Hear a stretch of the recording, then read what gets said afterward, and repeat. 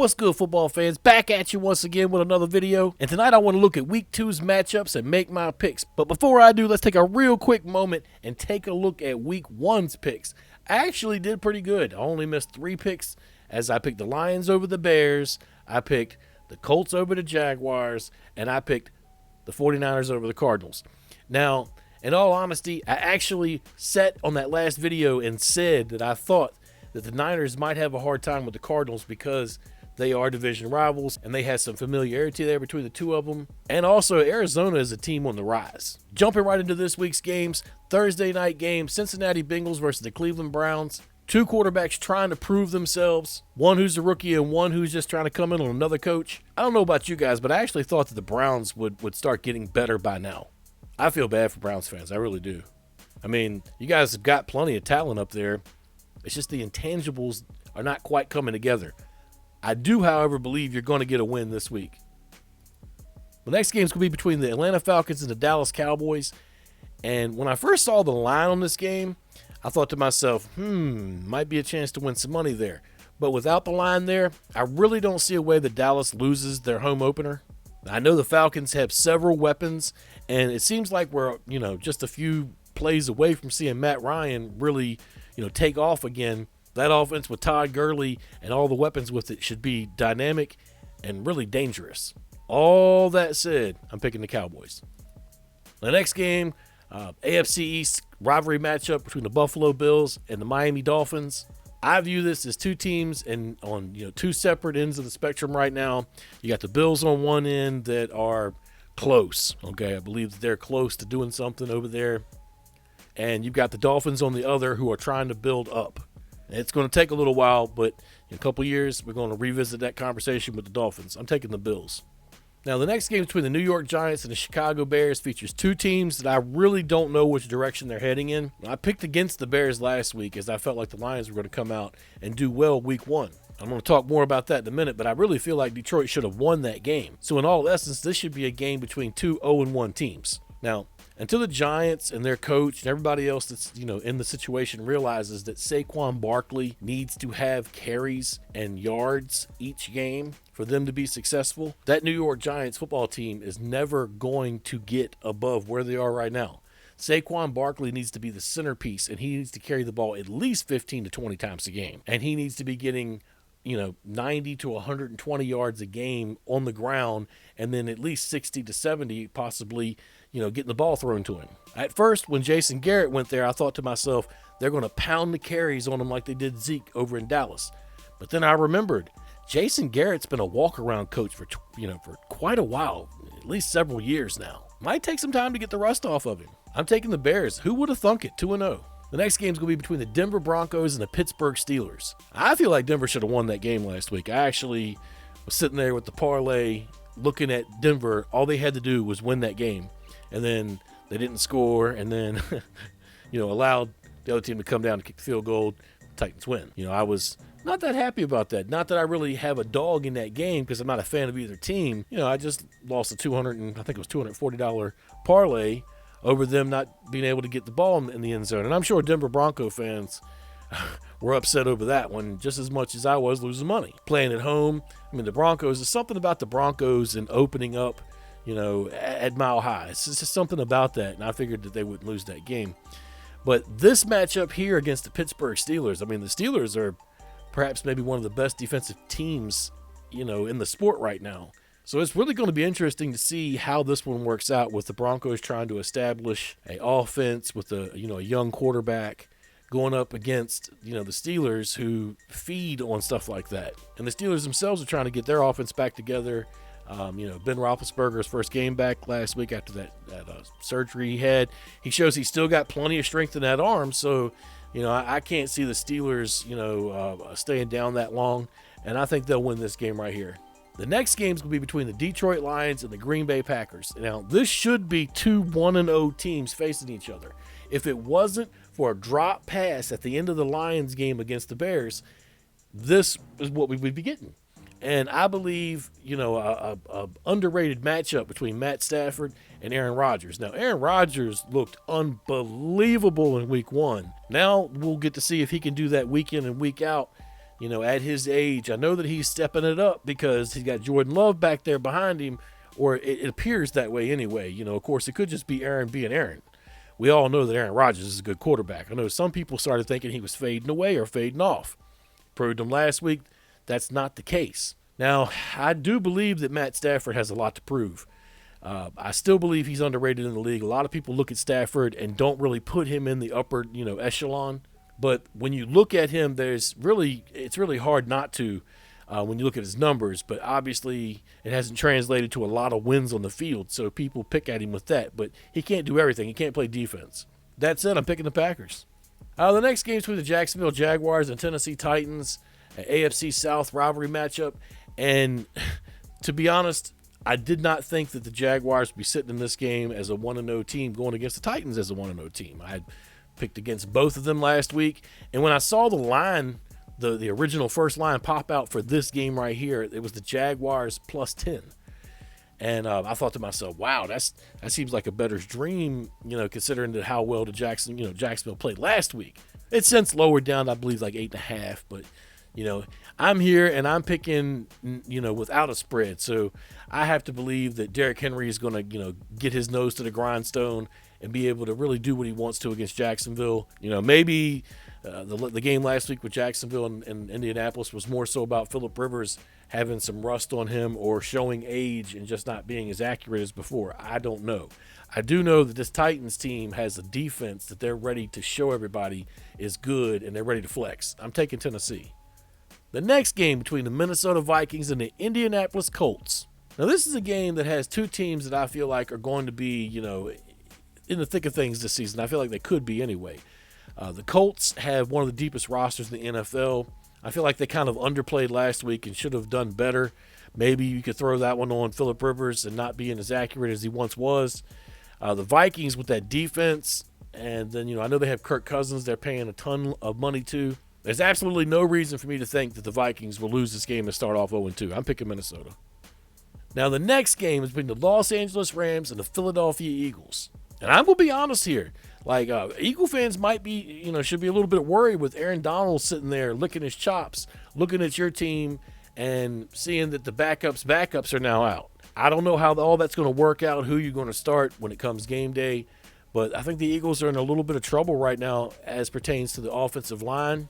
I watched their game last week against Washington. They actually looked pretty good the first quarter on offense, and they looked decent on defense pretty much the whole day. So other than that offensive line issues, I wouldn't hit the panic button quite yet if I was an Eagles fan, but I would be worried about Carson Wentz and being able to protect him this weekend with Aaron Donald sitting across the way. Who would have thunk it? The Eagles starting out 0-2. The next game, the San Francisco 49ers against the New York Jets. I've heard that Le'Veon Bell was going to miss a week or two. We'll have to wait to get more information on that. But this is a Niners team that thought they were going to come out last week and do what they wanted to and are, looking at this game the same way. And I believe that there's really not a whole lot of ways that they could lose this game. I really like Sam Darnold. I know a lot of people don't. I feel like they, have kind of abandoned the idea of giving him some weapons at this point. I know they got Jamison Crowder, and he's really all they have at this point there at the slot position. He's going to have to be the one that soaks up everything for them. And, he might end up putting up some pretty good points. He might be a pretty good fantasy guy if you think about it. But I'm picking the 49ers here. The next game between the Carolina Panthers and the Tampa Bay Buccaneers. And I know a lot of folks thought that Tom Brady was going to come out last week and really light it up, show everybody what he's got, and that, hey, it wasn't just Belichick, look at me or whatever the case may be. And they lost. And that shouldn't come as that much of a surprise when you take into the account that New Orleans has a really good defense over there, and they've been together as a club for several years. Now, the Buccaneers in 6 or 7 weeks might be able to start gelling and be able to beat New Orleans then, but they just weren't able to do it this week. That said, I think that Tom will probably get his first win with his new team this week here. I'm picking Tampa Bay. Now, the next game between Washington and the Arizona Cardinals, really, honestly, in my opinion, could go either way. I need to see more as it pertains to Arizona's injury report before I make a final decision on this game, because I've already seen that they have 2 linemen that are hurt. They got hurt during the game last week, and they did not practice this week. So if they have 2 starting linemen out, then Arizona is going to have one heck of a time with that front of Washington, who have 7 guys that could really get after it, man. I mean, they have 7 guys that could get after the quarterback, and it's a rotation there. It's not just a lineup. Washington's not that good offensively, and we're going to see as the season goes if they get better or if they progress more. But right now, offensively, they don't have it all together, and they don't have but a weapon or two that really stand out. So Arizona could have an advantage there. As I said, to me, this is going to remain a pick'em. I am not going to make a pick at this point. I'm going to come back and revisit this when I see the final injury report Friday. On the next game between the Kansas City Chiefs and the Los Angeles Chargers, I can't believe I got that out without saying San Diego. It's just like, I don't know, it should be a drinking game. I just can't get away from calling them San Diego. Anyway, 2 1-0 teams, AFC West rivalry matchup. 2 teams that don't like each other. Fan base doesn't like each other. The Chiefs are, another level right now with the talent they have, the quarterback they have, the speed they have, and the defense has been playing pretty good for them too. So, it's just like it's all gelling together. They're well coached. So are the Chargers, though. Anthony Lynn's a very good coach. I feel like, they have an underrated quarterback in Tyrod Taylor, who's ready to show to the world that he can be a quarterback that's a household name and win football games. That said, I just don't think that they're strong enough to take out the Chiefs at this point. They are playing at home, so maybe that gives them a small advantage. I just don't see it happen, and I'm picking the Chiefs here. The next game between the Baltimore Ravens and the Houston Texans, and you look at Baltimore and they really they don't really have all that much of a weakness. You try to search for it, and I'm sure that all teams are looking for it as well, but it's just, it's not on the surface. There's probably one underneath.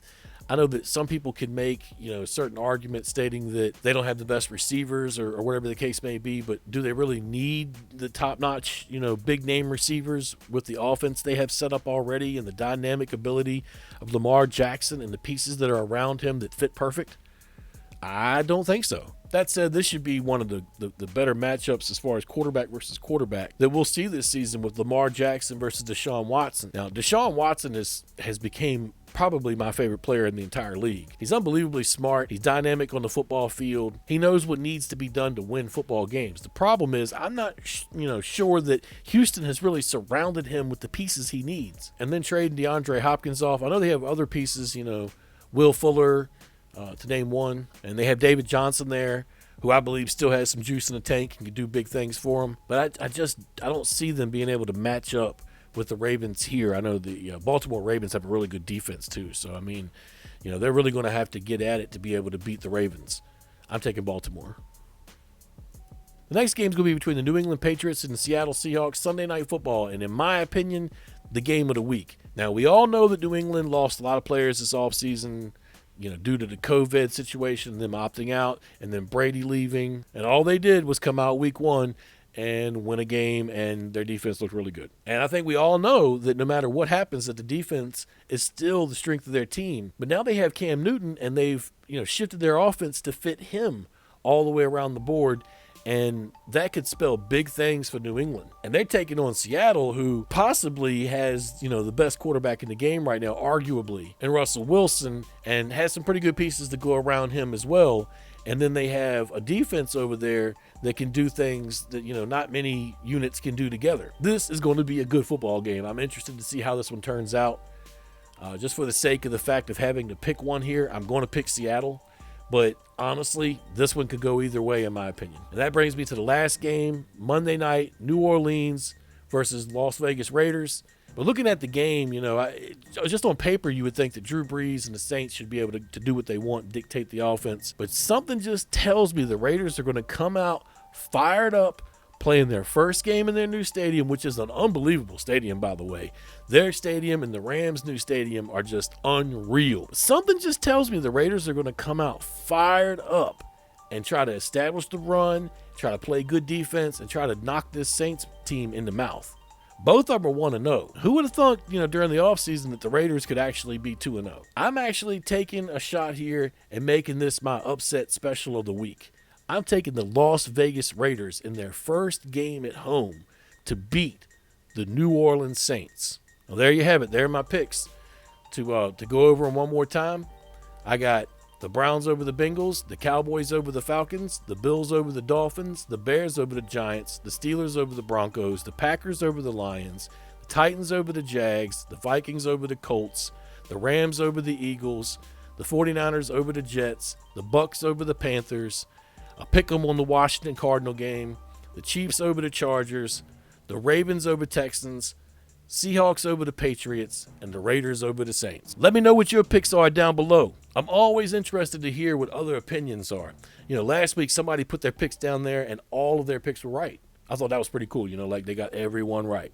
But everybody's welcome to put their opinion down there in the comments. Without feedback, this thing's pointless. Also, let me know how many of you missed week 1. That's all I got for this week. Y'all take it easy. I just wanted to take a minute and tell you guys about how winning season has returned at my bookie. If you didn't already know, winning season means doubling your first deposit. Winning season means insane props, epic bonuses, and the craziest cross-sport wagers. At my bookie, winning season means watching live sports and betting live sports all season long. And wouldn't you know it, at long last, the NFL has returned. That means action-packed Sundays and huge cash prizes. Get in on the action. Now, make sure to use our promo code, the NFL Fanzone promo code, to double your first deposit. New players get up to $1,000 in free play. They're geared up and designed to add more excitement to the sports you love and the games you bet. In my opinion, you should bet with the best this NFL season for your chance to win big.